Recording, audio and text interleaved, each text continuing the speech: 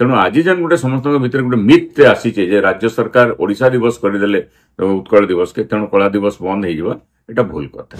जितेबाला ओडिशा संगे आमको मिश्रण करा जाइतिला आमको कहा जाइतिला जे ओडिशा संगे मिसले आपनकर उन्नति हेबा विकास हेबा।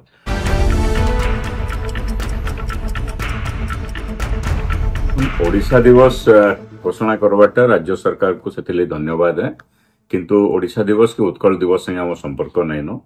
आम जेन एप्रिल 1 तारिख के कला दिवस हिसाब से पालन करसु एटा ओडिशा संगे आमर अंचल के जेन मिश्रण करा जाइतिला ताके प्रतिवाद करसु। कारण 1936 मसीह जिते ओडिशा प्रदेश गठन है से समय आमर अंचल अविभक्त संबलपुर जिला के लोकंकर मतामत नहीं नहीं तार संगे मिसई दि जाइतिला। आमर अंचलटा दक्षिण कोसल गोटे बृहत अंचल है। आमर अंचल के ओडिशा संगे थाई नहीं, आमर भाषा ओडिया नहीं से आमर संस्कृति ओडिया संस्कृति अलग है।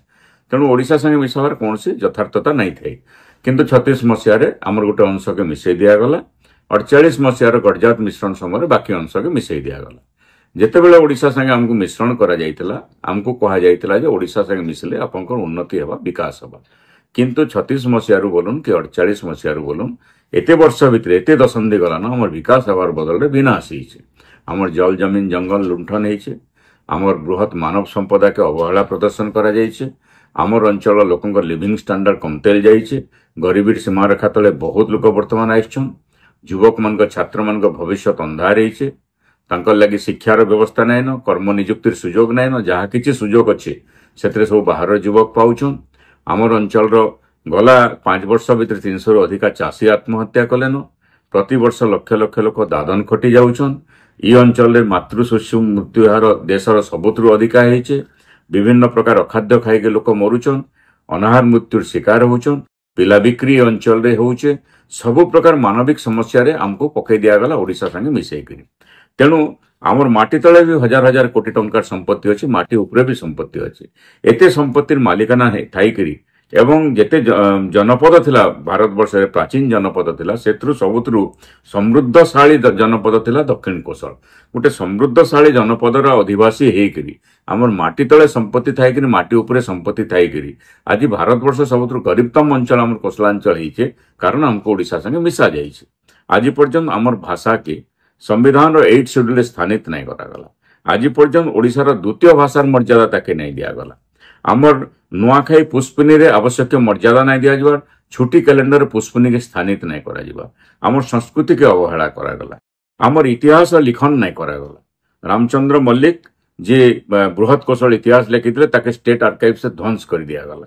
तो आमर ई अंचल टूरिज्म डेवलपमेंट नहीं है, प्रॉपर रोड कम्युनिकेशन डेवलपमेंट नहीं है, जेन इंडस्ट्रियलाइजेशन होचे तार लाभ आमर अंचल के नहीं मिलला, आमर परिवेश दूषित कर दिगला। सामग्रिक भाव देखा के गले ओडिशा संगे मिसिक आम ध्वंस मुखे जाइछु। तो सेथिर लगी आम ओडिशा रु अलग होकर संविधान धारा 3 अनुसार स्वतंत्र कोशल प्रदेश ही दीर्घ दिन दाबी करुछु एवं से दाबी नहीं आम एप्रिल 1 तारिख कला दिवस पालन करुछु। कारण ओडिशा संगे आम मिश्रणटा गोटे ऐतिहासिक त्रुटि थिला, तेणु से त्रुटि के प्रतिवाद करी कला दिवस पालन कराउछे। आम उत्कल दिवस कि ओडिशा दिवस इटा आमर वितर्क नुहे से, कारण इटा सत है जे उत्कल दिवस करी जेन माने उत्कल दिवस पालन करथिले किंबा जेन माने उत्कल सबु के उत्कलीकरण करथिले से माने पाप करथिले। काहे लगी राजनैतिक ओडिशा 3टा भिन्न भिन्न सांस्कृतिक भूखंड उत्कल कोशल कलिंग के नेकी गठन हेतिला, किंतु सबुत्र उत्कलीकरण करथिले। से जहाँ भी किसी रियलाइजेशन है वर्तमान सरकार ओडिशा दिवस पालन करछन, किंतु तार सत्वे कला दिवस बंद नहीं। तार कारण है जे आम ओडिशा दिवस के मध्य ग्रहण इथिर लगे नहीं करवा जे आम ओडिशा मिश्रण के ग्रहण नहीं करवा। आम स्वतंत्र राज्य चाहूँ, संविधान धारा 3 अनुसार स्वतंत्र कोशल राज्य चाहूँ, भारत वर्षर संविधान 8म अनुच्छेद आम भाषा मर्यादा चाहूँ, गोटे स्वयं संपूर्ण राज्य आम चाहूँ। जिते दिन तक सेटा नहीं मिलवा एप्रिल 1 कला दिवस पालन होतुबा, एप्रिल 1 कोशल दाबी प्रवर्तन होतुबा एवं कोशल आंदोलन बढ़ी चली।